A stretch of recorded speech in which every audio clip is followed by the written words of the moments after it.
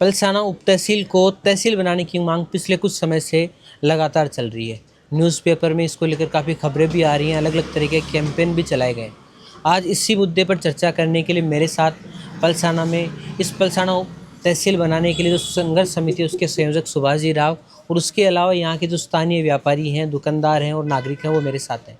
तो उनसे एक चर्चा करते और ये समझने का प्रयास करते हैं कि पलसाना तहसील बनाना ज़रूरी क्यों है और उनकी ये जो मांग है कहाँ तक पहुँची, उन्होंने क्या अब तक प्रयास कर लिए हैं और कहाँ तक उनकी लड़ाई पहुँची है।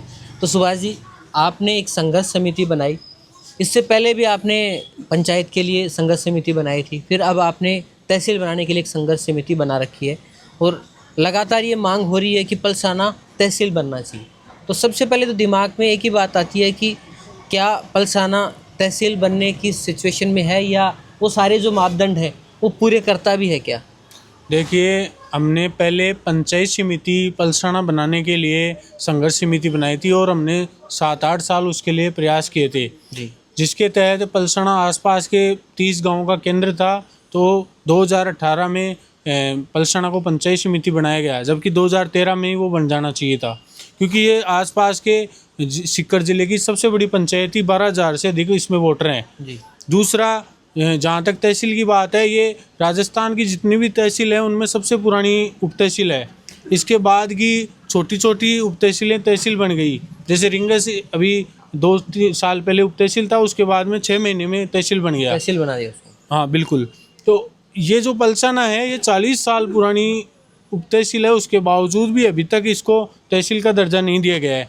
हमने जो प्रयास किए 2017 से, हमने इसकी एक कार्यकारिणी संघर्ष समिति बनाई और उसके बाद में लगातार खून से हस्ताक्षर अभियान, मुख्यमंत्री को खत अभियान और इसके साथ ही साथ हमने लगातार नायब तहसीलदार को ज्ञापन प्रदर्शन, पैदल मार्च किए, जिसके तहत पिछली सरकार में आचार संहिता से पहले हमारे जो राजस्थान के पूर्व मुख्यमंत्री अशोक जी गहलोत थे, उन्होंने ये लेटर जारी किया था कि पलसाना तहसील बनाने के पूरे मापदंड पूर्ण करता है, इसको तहसील की अनुशंसा की जाती है। राजस्व मंत्री के नाम एक लेटर भी जारी हो चुका था, लेकिन बाद में यहाँ के नेताओं की निष्क्रियता के कारण मान लो या और किसी वजह से मान लो 6 महीने बाद में आचार संहिता लगने से वो काम रुक गया। अब दोबारा नई सरकार निर्वाचित हुई है, उनसे भी हमने यहाँ पलसाना बाईपास पर डिप्टी सीएम आए थे, उनसे निवेदन किया था कि पलसाना उप तहसील को तहसील बनाया जाए। ये सबसे पुरानी उप तहसील है और यहाँ से तहसील की दूरी जो दातारामगढ़ है वो 60 किलोमीटर 55 किलोमीटर पड़ती है। अच्छा।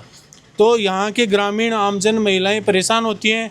तो इस बात को देखते हुए कि एक तो सबसे पुराना जो मामला है और दूसरा यहाँ सबसे ज़्यादा परेशानी हो रही है, सबसे बड़ी ग्राम पंचायत होने के बाद में भी यहाँ सबसे बड़ी परेशानी हो रही है, उसके तहत डिप्टी सीएम बेरवा जी ने भी ये कहा था कि इसी बजट में पलसाना को तहसील बना देंगे, लेकिन ऐसा कुछ नहीं हुआ। केवल एक तरह का आश्वासन दिया गया और अभी तक कोई इस मामले में कार्रवाई नहीं हुई है। तो हमारी संघर्ष समिति भी इस आंदोलन को तेज करेगी और आम जन तक ये मैसेज जा रहा है कि पलसाना को की तरफ कोई ध्यान नहीं दिया जा रहा है, केवल वोटों की राजनीति की जा रही है, जिसके तहत हमारा पलसाना, आपको मैं बताना चाहूँगा, पलसाना आज़ादी के समय से ऐसा गांव है जहां पर आज जो ये नेता चुनाव लड़ते हैं, इनके गांव में रोडवेज बसें नहीं जाती होगी, लेकिन यहाँ आज़ादी से पहले ट्रेन आती थी। इतना विकसित गांव था ये।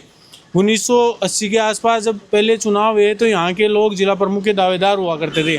उसके बाद में यहाँ का न तो कभी प्रधान बना, न उप प्रधान बना, न जिला प्रमुख बना, न उप जिला प्रमुख बना, क्योंकि यहाँ के नेता आपस में पार्टियों में बढ़ चुके हैं, वो मुद्दों से हट चुके हैं, जाति धर्म के मुद्दे पर वो राजनीति करने लगे हैं, विकास के मुद्दे को ध्यान में नहीं दिया जा रहा है। इस वजह से हमारे पलसाना को ये जो नुकसान सहन करना पड़ रहा है।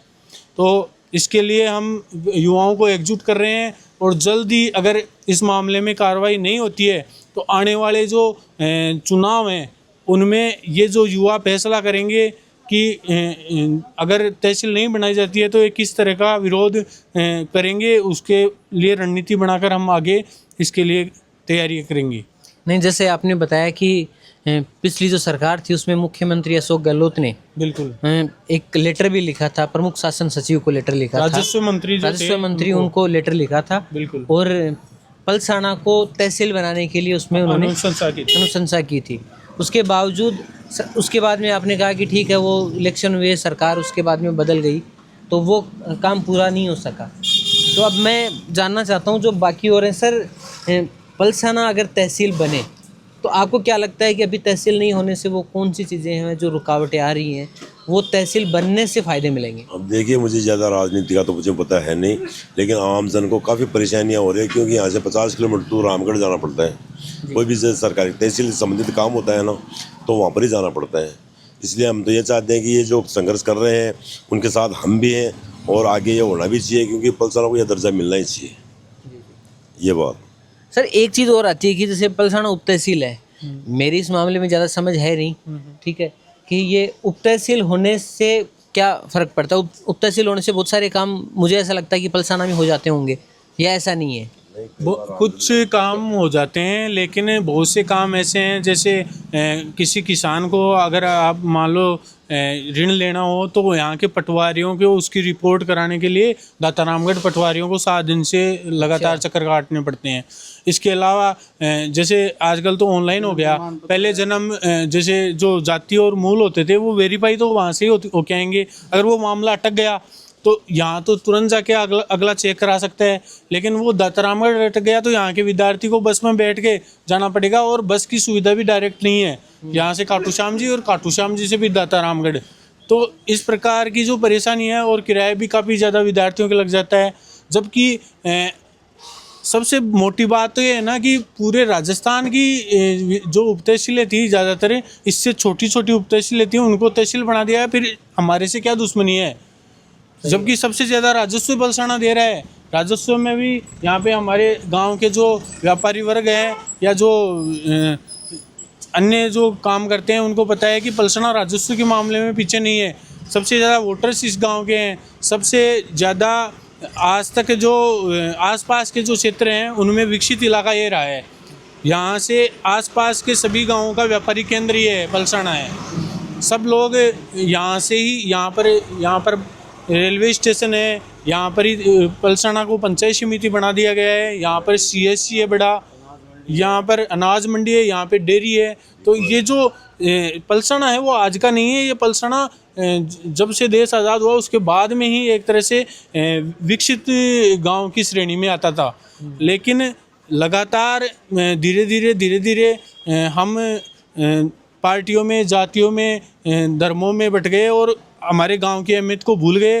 हमारे गांव के विकास की बजाय हम अपनी स्वैच्छिक जो राजनीति है उस पर ध्यान देने लगे। उस वजह से हमारे लोग भी पिछड़ गए और हमारा पलसाना भी पिछड़ रहा है। लेकिन हमारा लक्ष्य यही है कि पलसाना को किसी भी हाल में हम तहसील बना के रहेंगे, चाहे हमें उसके लिए किस हद तक भी संघर्ष करना पड़े।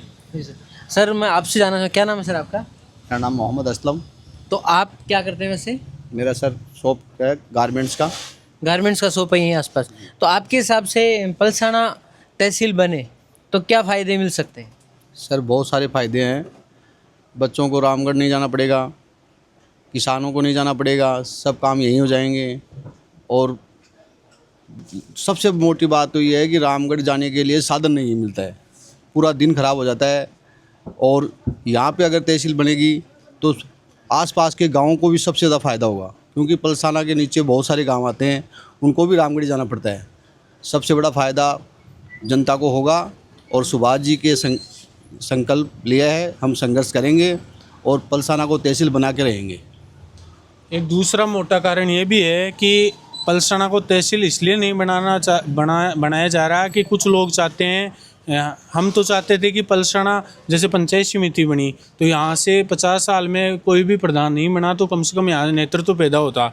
लेकिन कुछ लोग चाहते थे, हम चाहते थे कि तहसील बनाने के बाद में ये विधानसभा का इसको दर्जा मिले, कि विधानसभा ये अलग बन जाए दातारामगढ़ से, एक नई विधानसभाओं का जो परिसीमन होगा उसमें शामिल हो जाए। लेकिन कुछ लोग ये नहीं चाहते थे। अब इस केवल एक गांव को नगरपालिका का दर्जा देकर उसको सीमित कर दिया गया ताकि ये लोग ये तहसील की मांग को ज़्यादा उठाने पाएँ। अब तहसील तो बनेगी, लेकिन उस समय बनेगी जब विधानसभाओं का परिसीमन होगा, तो हम उसके लिए विधानसभा के लिए हम संघर्ष नहीं कर पाएंगे।